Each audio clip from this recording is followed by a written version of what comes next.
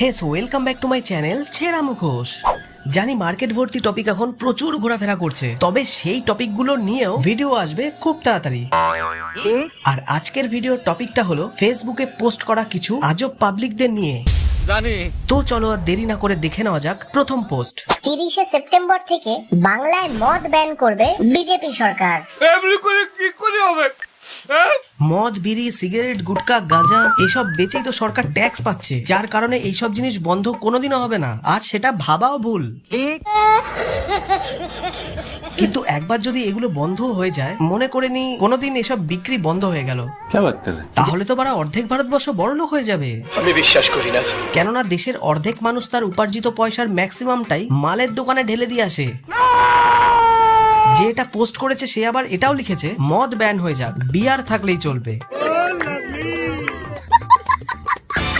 ভাগ মমতা ভাগ, বাংলা ছেড়ে ভাগ। ভাই, এই পোস্টটা কিন্তু আমার সব থেকে ভালো লেগেছে। একটা সময় বাংলায় যখন জঙ্গলরাজ ছিল, তখন এক হিন্দু বিরোধী মুখ্যমন্ত্রী মণ্ডপে থাকা কালী ঠাকুরকে পুলিশের দ্বারা প্রিজন ভ্যানে তোলা করিয়েছিল, ওই অ্যারেস্ট করা হয়েছিল, মানেটা একই। এখন সরকার বদলে গিয়ে কালী ঠাকুরই হিন্দু বিরোধী মন্ত্রীর পাছায় ক্যাট করে একটা লাথি মারল। সরকারটাই বদলে দিল। হয়তো ক্রিয়ার প্রতিক্রিয়া একেই বলা হয়। নিউটনের তৃতীয় সূত্র এখানেও কাজে দেখা গেল। কেউ প্রেম করার অফার দিচ্ছে, কেউ আবার বিয়ে করার স্বপ্ন দেখাচ্ছে, আবার কেউ এক রাতের সম্পর্কও চাইছে। আর তুমি আমাকে কি অফার দেবে জানতে খুব ইচ্ছে করছে। বাবা গো, তুমি কামের ফাঁদে পড়েছো। তো সিস্টার, তুমি যদি এইভাবে পোস্ট দিয়ে পাবলিকের কাছে তার ইচ্ছে মতো অফার জানতে চাও, তাহলে তো সে একটাই জিনিস চাইবে।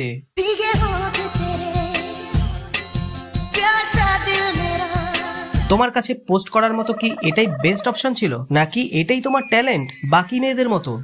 কি করলি তুই? না, বাকি মেয়ে বলতে সবার কথা বলছি না, শুধু সেই সব মেয়েদেরকেই বলছি যারা কন্টেন্টের মানে শুধু এইসবই বোঝে। হুনো, তোমার কপালে দুঃখ আছে। এই দিদির আরো একটা পোস্ট দেখে নেওয়া যাক, তারপর সেটারও উত্তর দিচ্ছি। প্রত্যেকটা মেয়ের মনের কথা। রাজকুমারের মতো কেউ দরকার নেই, শুধু এমন একজন মানুষ চাই যে আমার অনুভূতি, চাওয়া পাওয়া আর শরীরের ভাষা বুঝতে পারবে। যার কাছে ভালোবাসা মানে শুধু কথা নয়, মুখ বুঝে ঠাপাঠাপি।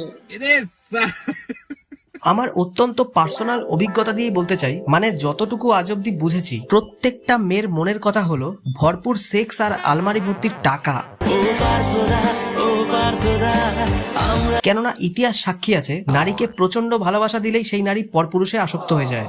কি বলবো, যাই হোক। তাই তো মুনি ঋষিরাও বলে গেছেন, নারীর মন বোঝা সে এক বিরাট জটিল বিষয়। তাই একজন নারী আসলে কি চায় তা সে নিজেও জানে না।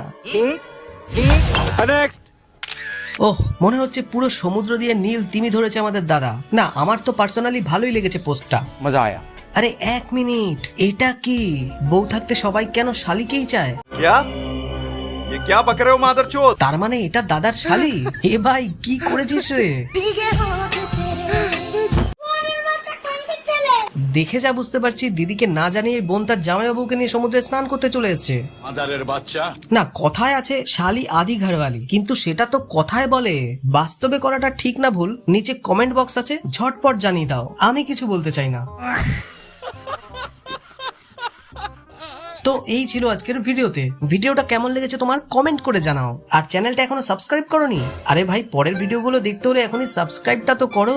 দেখতেই তো পারছো 1000 সাবস্ক্রাইবারের খুব কাছাকাছি পৌঁছে গেছি। করে দাও ভাই ঝটপট। তাহলে আবার দেখা হচ্ছে পরবর্তী ভিডিওতে। আর ততক্ষণ সবাই ভালো থেকো, সুস্থ থেকো, বাই।